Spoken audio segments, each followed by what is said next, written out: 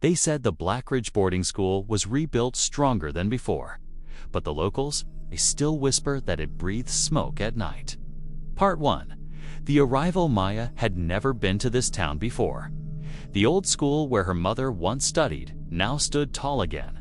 Clean walls, new bricks, and a silence that felt alive. She tried to ignore the rumors, but on her first night, as rain tapped the windows, she heard its faint cries echoing through the hallway. She followed the sound to the locked library door. When she looked through the keyhole, she saw smoke drifting inside. Part 2. The hidden diary. The next day, she found an old wall behind her dorm bed. The plaster was loose. She pushed and discovered a tiny space inside the wall, holding a burned diary. The first page read, "If anyone finds this, leave before nightfall." The last page said, "The fire didn't kill us. He did." That night, the same cries returned, but louder, closer. Maya's reflection in the window began to move a moment after she did, and behind her reflection stood a man in smoke. Part 3. The burning secret. She took the diary to the school's caretaker, an old man with trembling hands. When he saw it, his face turned white. He whispered, "That diary belonged to your mother." Maya froze. "My mother? She died in a fire here." The man nodded slowly. That fire wasn't an accident.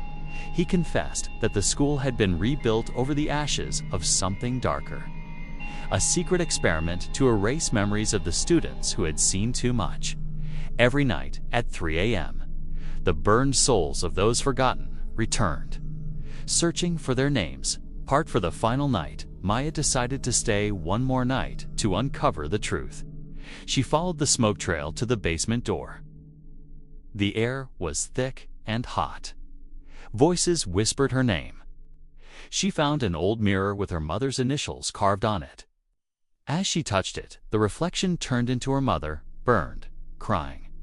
Her mother's voice said softly, "He's still here."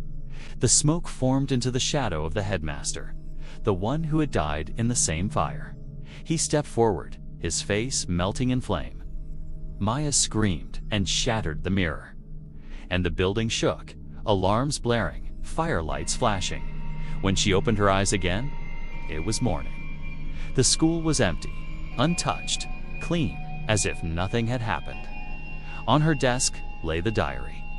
One new line written in fresh ink. "The return is complete."